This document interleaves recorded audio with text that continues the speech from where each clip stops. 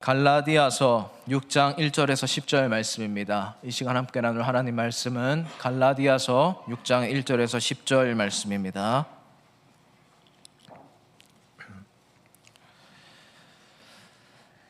한 절씩 교독하시고 마지막 10절은 합독하겠습니다. 형제들아, 사람이 만일 무슨 범죄한 일이 드러나거든 신령한 너희는 온유한 심령으로 그러한 자를 바로잡고 너 자신을 살펴보아 너도 시험을 받을까 두려워하라.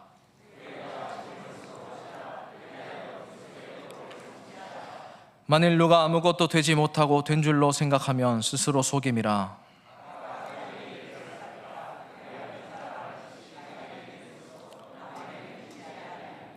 각각 자기의 짐을 질 것이라.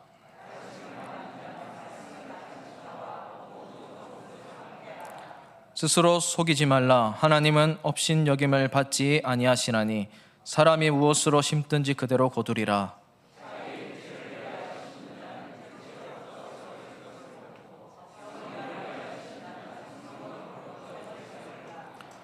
우리가 선을 행하되 낙심하지 말지니 포기하지 아니하면 때가 이름에 거두리라. 그러므로 우리는 기회 있는 대로 모든 이에게 착한 일을 하되 더욱 믿음의 가정들에게 할지니라. 아멘. 우리 함께 옆 사람과 좌우로 보시면서 이렇게 서로 새해 인사를 했으면 좋겠습니다. 올해도 주님이 일하십니다. 이렇게 서로 인사합시다. 네, 주님께서 함께 일해 주시는 그런 은혜가 우리 성도님들에게 있기를 주님의 이름으로 축복을 드립니다. 이 사도 바울은 13편에서 14편의 편지를 신약 성경에 남겼습니다. 여기서 13, 14 애매모호하게 말씀드린 것은 히브리서가 사도 바울이 쓴 것이냐 아닌 것이냐 정확하지 않기 때문에 그렇습니다. 이 사도 바울이 남긴 신약 성경은 대부분 편지 형식입니다. 공동체를 향해서 그리고 개인을 향해서 보낸 편지들입니다. 특별히 교회를 향해서 먼 타지에서 편지를 보냈을 때 이 사도 바울이 교회를 얼마나 사랑하는가 그 마음이 담겨 있습니다.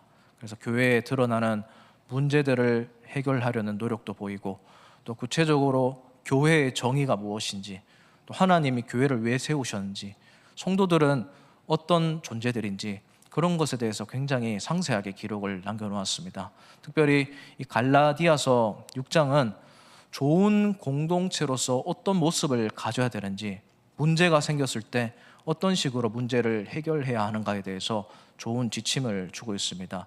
그런 의미에서 오늘 새해 첫 주 이 오후 예배 시간을 통해서 우리 교회가 더 좋은 교회가 되기를 바라는 마음으로 하나님께서 주신 말씀이다 생각하시고 이 말씀 가지고 지금도 좋지만 앞으로도 더 좋은 교회가 계속 되어가기를 주님의 이름으로 진심으로 축복을 드립니다. 오늘 말씀을 보면 신앙의 공동체에 시험거리가 찾아왔다는 사실을 발견할 수가 있습니다. 교회도 시험거리가 찾아올 수 있다는 사실입니다. 우리 다 함께 1절 말씀을 함께 한 목소리로 다시 읽어보겠습니다. 형제들아, 사람이 만일 무슨 범죄한 일이 드러나거든 신령한 너희는 온유한 심령으로 그러한 자를 바로잡고 너 자신을 살펴보아 너도 시험을 받을까 두려워하라. 아멘.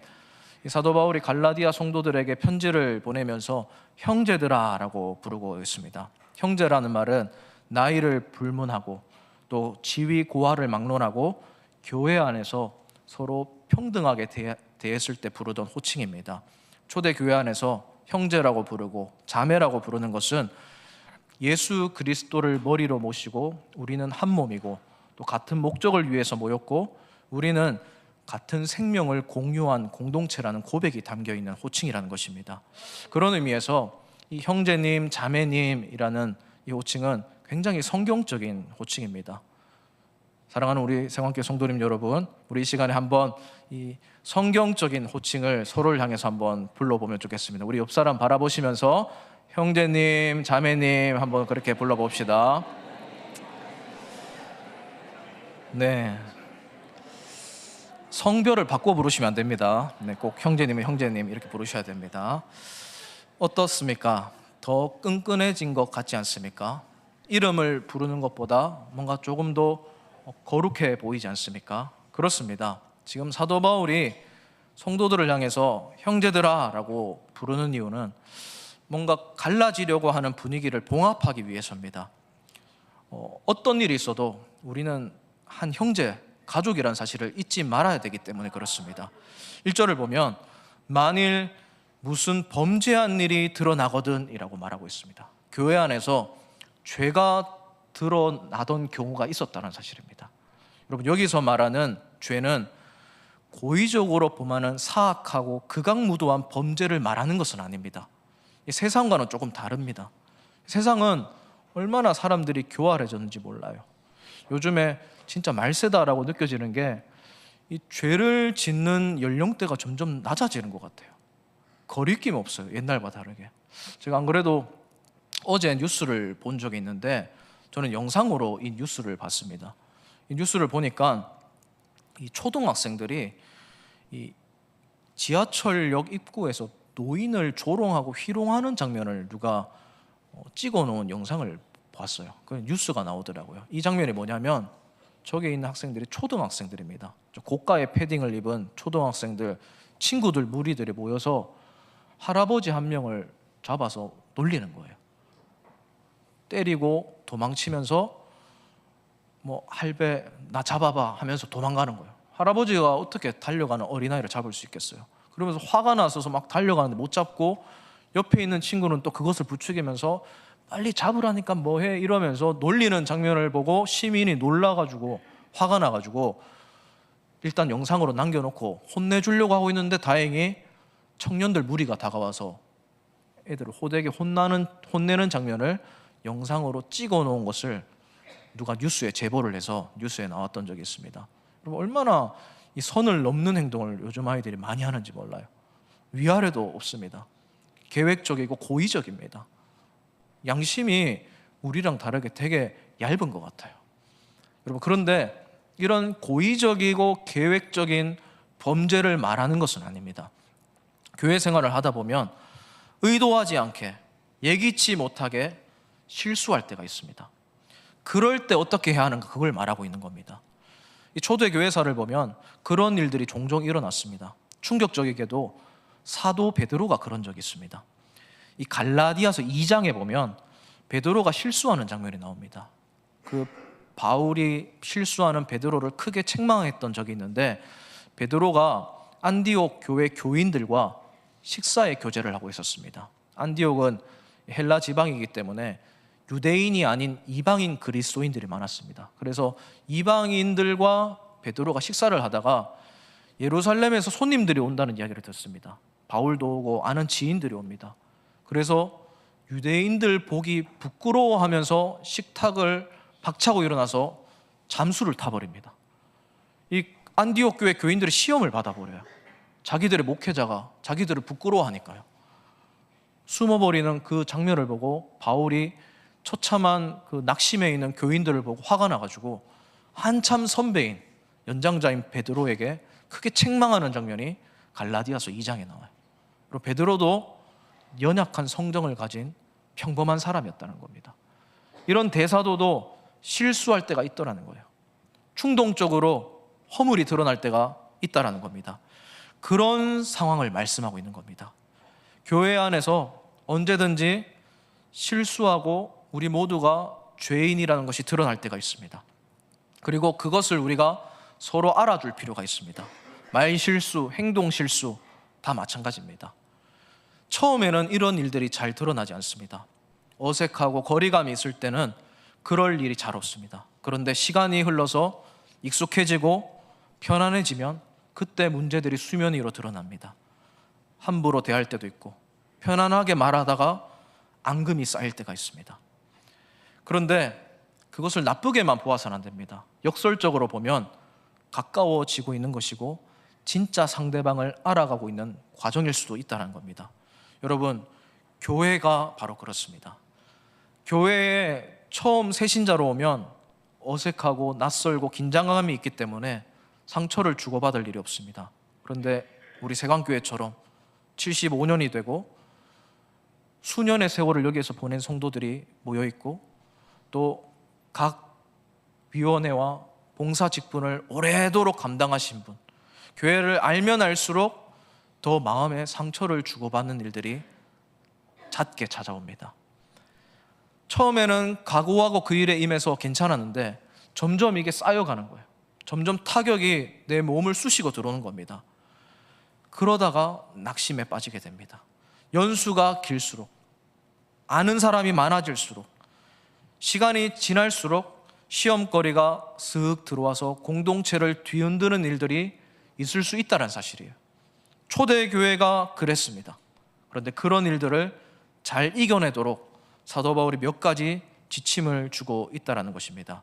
그러면 이 갈라디아 교회에게 사도 바울이 어떤 교훈을 주고 있는지 그것을 보면서 시험거리가 찾아올 때 어떻게 이겨낼 수 있는가, 그 부분을 오늘 중점적으로 살펴보도록 하겠습니다. 첫 번째로 기억해야 할 것은 온유한 심령으로 바로 잡아라 라는 사실입니다. 우리 이 시간에 1절 말씀을 다시 한번 읽어보도록 하겠습니다. 1절 말씀입니다. 형제들아, 사람이 만일 무슨 범죄한 일이 드러나거든 그러한 자를 바로잡고 너 자신을 살펴보아 너도 시험을 받을까 두려워하라. 아멘. 온유한 심령으로 서로 바로잡아야 된다라는 겁니다. 온유한 마음으로 바로잡아라, 이런 뜻입니다.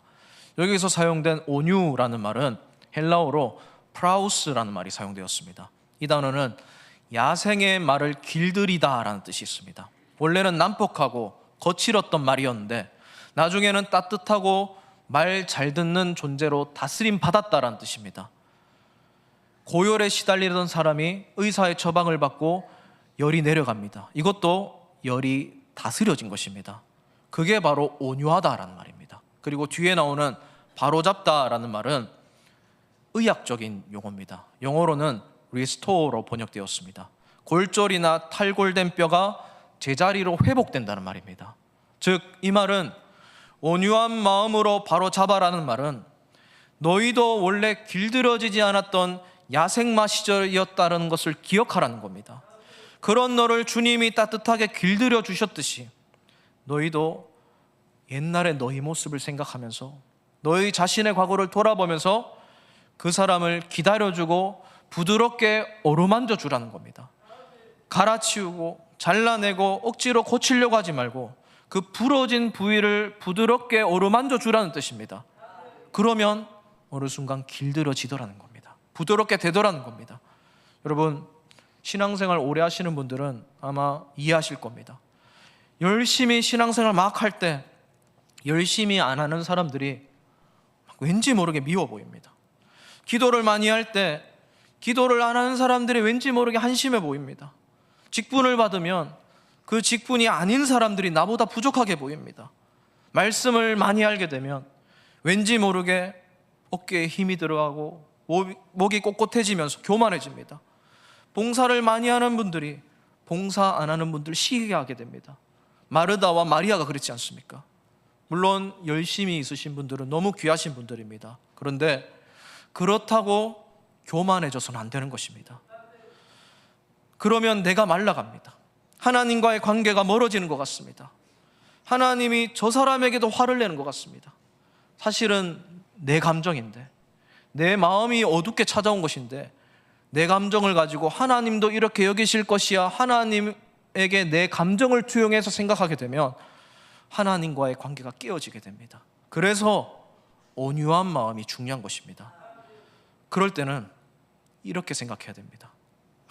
나도 사실은 옛날에 더 했었는데, 나는 진짜 야생마였는데, 절대로 길들여지지 않았었는데, 초신자 때, 젊었을 때 저랬었는데, 처음 왔을 때 나도 사실은 엉망진창이었는데 주님의 은혜로, 주님의 어루만져 주심으로, 주님의 채워주심으로 내가 이렇게 되었지.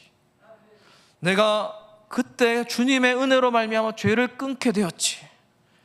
그런 은혜가 저분에게도 있었으면 좋겠다.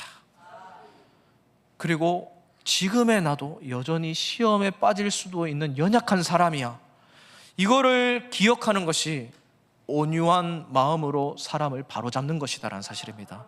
사랑하는 우리 세관교회 성도님 여러분, 그런 온유한 심령을 가지고 기도해주고 사랑으로 대하고 기대하며 기다려줄 줄 아는 그런 좋은 성도님들이 되시기를 주님의 이름으로 진심으로 축복을 드립니다. 두 번째로 우리가 기억해야 할 것은 짐을 서로 지어야 된다라는 사실입니다. 이번에는 우리 2절 말씀을 함께 읽어보겠습니다. 2절입니다. 너희가 짐을 서로 지라 그리하면 그리스도의 법을 성취하라. 여기서 나오는 짐을 서로 나누어 져라 라는 말은 1차적으로는 아까 1절에서 나왔던 그 범죄한 것들, 실수한 것들, 그 짐을 서로 져주라는 것을 의미하는데, 더 폭넓게 적용하면 혼자 풀기 곤란하고 힘든 모든 문제를 일체적으로 다 가리키는 것입니다. 예를 들어서 한 성도님이 병마와 싸우고 계십니다. 그 육체의 질병에 대한 그 고민과 어려움들 함께 나눠줄 필요가 있습니다. 무관심하게 대해서는 안 됩니다. 그 힘들어하는 그분들을 위해서 격려의 메시지도 보내주고, 만났을 때 안아주기도 하고, 찾아가서 기도도 하고, 또 회복하도록 몸에 좋은 것도 선물해 주기도 하고, 그러면서 회복하고 돌아오면 진심으로 축하해 주면서 서로 짐을 나눠지는 모습이 교회 안에 필요하다는 거예요. 그런 무거운 짐 혼자 감당할 수 없기 때문에 같이 들어줘야 된다는 겁니다. 이렇게 살아갈 때 그리스도의 법을 성취하게 된다라고 2절이 말씀하고 있습니다. 그리스도의 법이 무엇입니까? 사랑하라, 이 법입니다. 거기에서 사랑이 완성되는 거예요. 여러분, 그런데 사도 바울은 추상적으로 이 방법에 대해서 말씀하지 않습니다. 구체적으로 짐을 서로 나눠질 때 주의해야 될 상황까지 말씀하고 있습니다.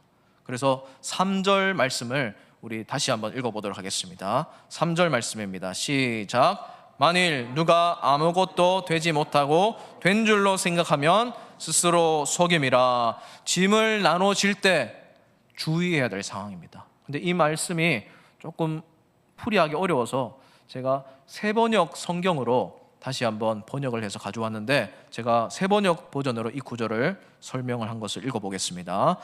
어떤 사람이 아무것도 아니면서 무엇이 된 것처럼 생각하면 그는 자기를 속이는 것입니다. 아멘.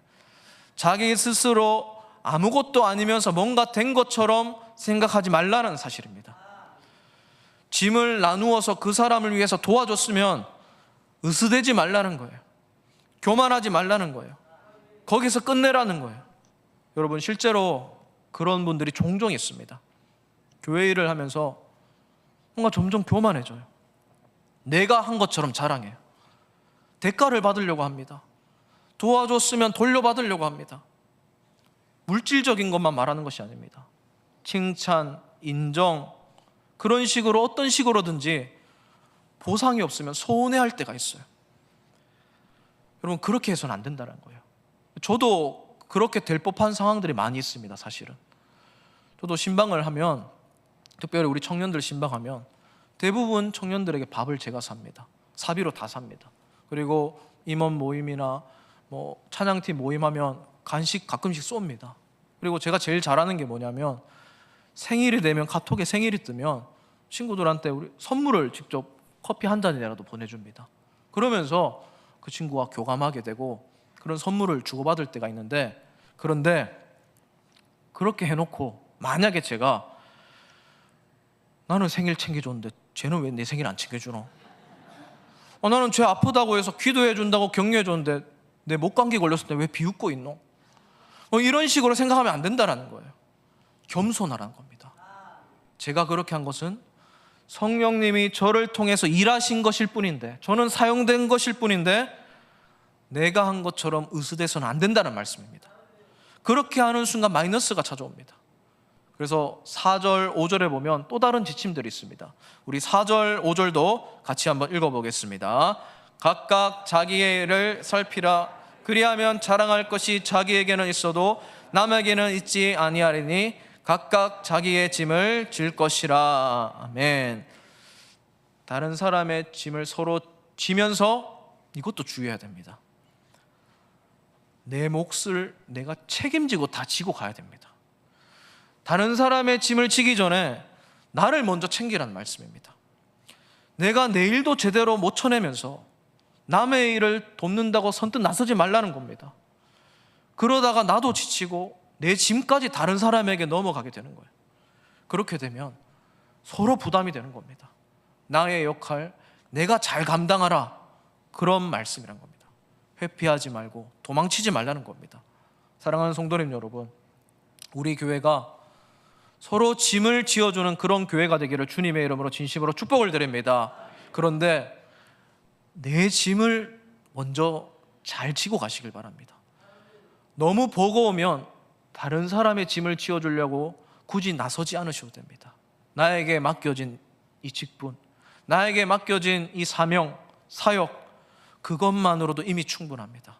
그래서 내게 주님이 주신 짐부터 잘 감당하고 그 일을 잘 감당하고 난 뒤에 다른 사람의 짐도, 다른 사람의 아픔도, 다른 사람의 기쁨도 함께 짊어지고 걸어가 주시는 우리 모두가 되기를 진심으로 주님의 이름으로 축복을 드립니다. 세 번째, 좋은 공동체, 좋은 교회가 되기 위한 교훈은 말씀을 가르치는 자와 모든 좋은 것을 함께 해야 된다라는 사실입니다. 우리 6절 말씀을 함께 읽어보겠습니다. 6절입니다. 가르침을 받는 자는 말씀을 가르치는 자와, 아멘, 말씀을 가르치는 자와 모든 좋은 것을 함께하라. 관계적인 표현입니다. 이 로드니 스타크라는 사람이 쓴 기독교의 발흥이라는 책이 있습니다. 이 책을 보면 종교를 굉장히 심층적으로 분석해 놓았는데, 한 종교가 성장하려면 교리가 좋아야 되는 것이 아니라 서로 애착 관계가 좋아야 된다고 적혀 있습니다. 개방적인 네트워크를 통해서 주변으로 뻗어나갈 때 종교가 새로운 사회로 스며들게 되고 외부인들이 유입되게 되면서 성장해 간다라는 진단을 하고 있습니다. 그러면서 초대 교회사를 언급하고 있는데, 이 초대 기독교가 급성장할 수 있었던 것은 흑사병과 지진과 전쟁과 화재로 인해서 비참함과 공포와 절망감에 쌓여있는 그 로마의 도시들 속에서 그리스도인들이 응집해서 힘을 하나로 모아서 간호를 하고 봉사를 하고 복구에 적극적으로 참여하면서 이웃을 사랑하는 모습을 보여줬기 때문에 그 모습을 보고 감동받은 사람들이 유입되면서 기독교가 성장했다, 이런 진단을 하는 문구가 있습니다. 어려울 때 함께 있어주는 것, 희생과 사랑이 기독교의 원래 모습이라는 사실입니다. 여러분, 6절 말씀을 보면 말씀을 가르치는 자와 모든 좋은 것을 함께하라고 적혀 있습니다. 여기서 말씀을 가르치는 자는 말씀을 전하는 목회자, 교사들 다 해당되는 말입니다. 그런데 이 말씀을 사역자에게 다 줘야 된다, 이런 식으로 착취 명령으로 이해해서는 안 됩니다. 말씀을 가르쳐주는 목사님에게 찾아가서 선물 좀 많이 해드려야 되겠다, 생일 챙겨드려야 되겠다, 이런 말씀이 아니라는 사실입니다. 이 말씀은 영적인 말씀입니다. 본문에서 함께하라는 말씀은 헬라어로 코이노네이토라는 말이 쓰였습니다. 이 말은 영어로 share, communicate, 이런 말이 쓰였습니다. 나누다라는 말입니다. 그런데 여기서 나누다라는 말은 재정이나 물질적인 것을 말하는 것이 아닙니다. 말씀과 기도와 찬양, 신앙생활을 성장하게 하는 유익한 것들을 나누라는 말씀입니다. 여러분, 신앙의 공동체가 건강해지려면 결국 믿음이 좋아져야 됩니다. 믿음은 들음에서 납니다. 하나님의 말씀을 들어야지 믿음이 좋아지고 교회가 성장하게 됩니다. 여러분, 교회가 좋은 신앙의 공동체가 되기 위해서는 그래서 말씀을 가르치는 자가 말씀을 잘 가르쳐야 된다는 겁니다. 그러면 말씀을 가르치는 자가 말씀을 잘 가르치기 위해서는 말씀을 가르침을 받는 사람들이 좋은 것을 말씀을 가르치는 자와 함께 나눠야 된다는 사실입니다. 그런데 여기서 중요한 것은 이 부분이 영적인 면이라는 겁니다. 말씀을 가르치는 자가 언제 기뻐하고 좋아집니까? 말씀을 가르치는 자가, 목사가 언제 가장 기분이 좋아지겠습니까? 말씀을 가르치는 자가 언제 가장 기뻐하겠습니까? 저는 그 점을 오늘 중요하게 여기면서 말씀을 준비하게 되었습니다. 여러분, 오늘 이 시간으로 말씀드리면 제가 기쁜 마음으로 설교를 해야지 성도님들이 기쁨이 마음속으로 들어오게 됩니다. 제가 어두운 마음으로, 짜증 섞인 마음으로, 화가 나는 마음으로 말씀을 전하면요, 악영향이 여러분들에게 들어가게 돼요.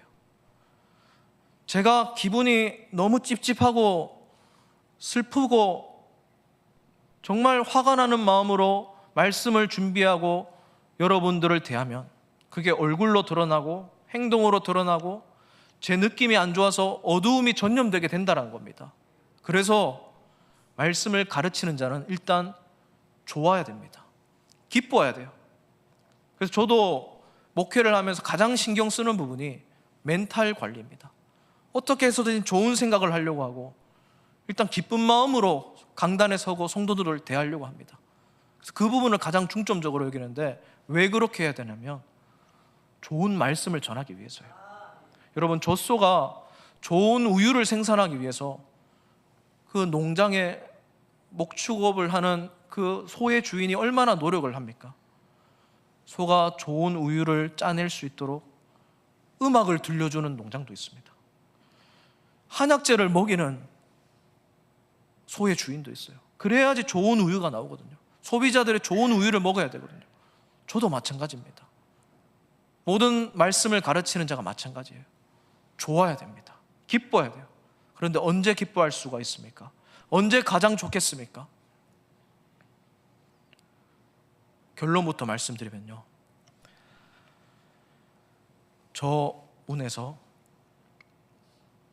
정말 그동안 낙심했던 한 영혼이 들어올 때, 그동안 아파서 시험에 들어서 근심에 파묻혀서 일어서지 못해서 교회로 그동안 안 나왔던 성도가 정말 오랜만에 들어올 때,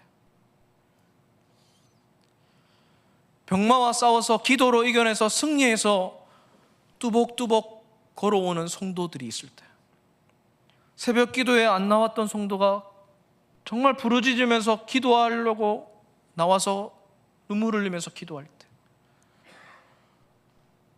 상처받아서 교회를 떠났던 분이 회복해서 교회에 와서 어떻게든 예배에 참여할 때, 그 영혼이 들어올 때 가장 보람되고 기쁩니다. 이거는 담임 목사님은 더 큰 마음을 가지시고 계실 거예요. 우리 모든 목회자들이 마찬가지일 겁니다.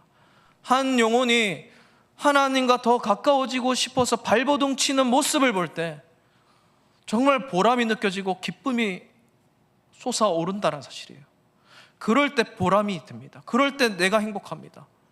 그래서 그런 모습을 보면서 더 열심히 기도하게 되고, 더 말씀 준비를 열심히 하게 되고, 더 사역에 매진하게 되는 것입니다. 그게 말씀을 가르치는 자와 모든 좋은 것을 함께하는 태도입니다. 같이 신앙생활을 할 수 있는 자리에 동참하는 것, 말씀이 선포되는 영적인 만나가 선포되는 자리에 함께하는 것, 기도의 자리에 빠지지 않고 함께 기도하는 것, 함께 찬양하는 것, 함께 예배 드리는 것, 그게 모든 좋은 것을 함께하는 모습이란 사실입니다. 그래서 이 목회자들 사이에는 이런 말이 있습니다. 목회자의 수준이 성도의 수준이다. 저는 이 말을 참 좋아합니다. 같이 신앙생활을 한다는 말이거든요. 좋게 해석하면요, 제가 뜨겁게 하나님을 사랑하는 만큼 함께 뜨겁게 사랑할 수 있게 되거든요, 성도님들이. 그럼 이게 바로 진짜 좋은 교회의 모습이란 사실입니다. 사랑하는 우리 세관계 모든 성도님 여러분, 2026년에는 우리 교회가 더 좋은 교회가 되고 더 좋은 공동체가 되기를 주님의 이름으로 진심으로 축복을 드립니다. 말씀을 가르치는 자와 모든 좋은 것을 함께하는 그런 교회가 되기를 주님의 이름으로 축복을 드립니다. 그렇게 우리가 예배의 자리를 지키고 기도의 자리를 지킬 때 담임 목사님이 정말 마음이 좋아지셔서 더 뜨겁게 말씀을 전하게 될 것이고, 우리 아까 특송하러 나왔던 우리 모든 교육자들이 한 마음이 되어서 기꺼이 기쁜 마음으로 교회를 섬기게 되는 것입니다. 이런 선순환이 일어나고 좋은 일들이 계속 일어나서 하나님의 은혜가 더 은혜롭게 선포되고 이 자리에 머물러 있는 그런 세광교회, 세상에 빛이 되는 교회, 그런 은혜가 넘치는 교회가 2026년에도 계속되기를 주님의 이름으로 진심으로 마지막으로 축복을 드립니다. 이 시간에 제가 기도하겠습니다. 하나님 아버지, 참으로 감사드립니다. 오늘 2026년 1월 첫 주 오후 예배를 은혜롭게 드리게 해주시고 또 오전에 귀한 말씀으로 우리에게 주님께서 깨우쳐 주셔서 감사드립니다. 주님, 이 첫 시작이 끝에도 변하지 않도록 우리를 항상 지켜주시고 늘 말씀으로 가득 찬 우리 교회 되게 하여 주시옵소서. 특별히 시험 때문에 넘어지는 것이 아니라 이 시험을 잘 해결하여서 온유한 심령으로 서로를 대하고 서로 짐을 지어줌으로써 이 일들을 잘 이겨내고 결국에는 밑거름이 되어 더 크게 성장하게 되는, 하나님을 알아가게 되는 성도님들 되게 하여 주시옵소서. 또 말씀을 가르치는 자와 가르침을 받는 자가 모든 좋은 것을 함께하는 교회 되게 하여 주시옵소서.